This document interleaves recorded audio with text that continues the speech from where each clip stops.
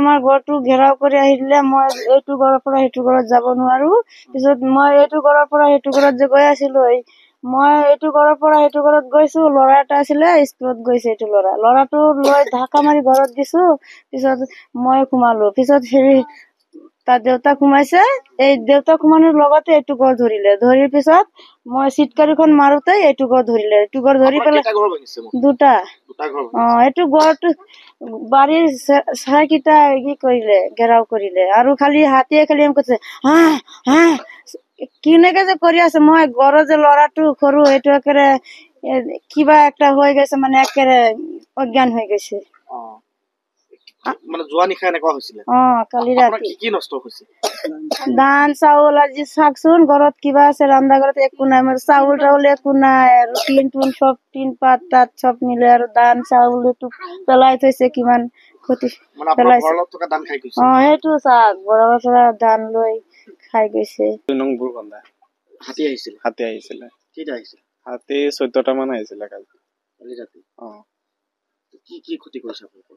এয়া ঘৰখিনি ভাঙিছে, আৰু ঘৰৰ ভিতৰত যিমান ধান চাউল আছিল গোটেইখিনি নষ্ট কৰিছে। বাচন বৰ্তন গোটেইখিনি বস্তু মানে, আৰু মানুহখিনি ধৰিবলৈ চেষ্টা কৰিছিলে।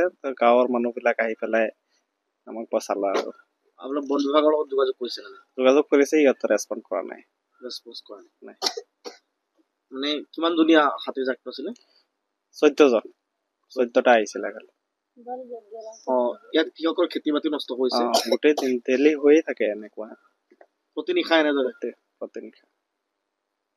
গতিকে ইয়াতে কাৰ ঘৰ ভাঙিছে? এইটো প্ৰবীণ ৰয়। হয়। কেইটা ঘৰ আছিল?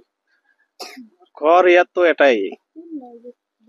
এনে গাঁৱততো বহুত ঘৰ আছে। এইটো সিহঁতৰ ঘৰতে সোমাইছে। গোটেই ঘৰখন আপোনাৰ ঘেৰাও কৰি লৈছিলে 14টা মান হাতীয়ে। মুঠ কেইটা ঘৰ ভাঙিছে? মুঠ 2টা ঘৰ। কৃষি পথাৰো বিনষ্ট কৰিছে। কিমান বিঘা এইটো আপোনাৰ প্ৰায় যিমানখিনি মানে গৈ থাকে ৰাস্তা দি, সিহঁতে গছকি খাই আকৌ নষ্ট হয়, তেনেকে হৈ আছে। বন বিভাগলৈ কি আহ্বান জনাব?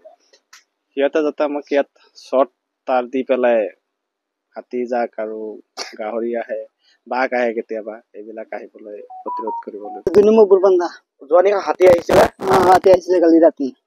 কেইটা আছিলে হাতী? হাতী 14-15 মান হ'ব। ৰাতি ৰাতি গোটেই 3-4 ঘন্টা মান ইয়াতে আছিলে। কাৰ ঘৰ ভাঙিছে? ভাঙিছে প্ৰবীণ ৰায়ৰ ঘৰ। কেইটা ঘৰ ভাঙিছে? ঘৰ ভাঙিছে 2টা। 2টা ভাঙিছে। আৰু কৃষকৰ খেতি বাতি কিবা নষ্ট কৰিছে? খেতি বাতি তো ইয়াত সব নষ্ট কৰিছে। জাক আহিছে যদি হাতী, এইটো আহি পেলাই বাগুন খেতি, মটৰ খেতি, সব খেতি তাত নষ্ট হৈ গ'ল। ইয়াততো কৃষি প্ৰধান অঞ্চল। কৃষকে কৰা খেতি সব নষ্ট। বন বিভাগক খবৰ দিছিল নে নাই? খবৰ দিয়া হৈছে ৰাতি, কিন্তু সিহঁতে উঠাও নাই। একবাৰ মাত্ৰ উঠাইছিলে, পিছত গাড়ীত তেল নাই, সেইকাৰণে অহা নাই সেইবিলাক। বন বিভাগৰ গাড়ীত তেল নাই। কি আহ্বান জনাব আপুনি? এতিয়া মানে এইটো চৰকাৰৰ জনাইছো, এইটো ক্ষতিপূৰণটো চৰকাৰ দি দিলে হ'ল। তো বন বিভাগক হেৰি কৰা মাতিলে ৰাইজে যাতে পায় সিহঁতক, সেইকাৰণে এইটো ৰাইজৰ আৰ কি বন বিভাগক জনাৰ লগে লগে বন বিভাগ যাতে আহি পেলাই সিহঁতৰ সুৰক্ষাটো দিয়ে।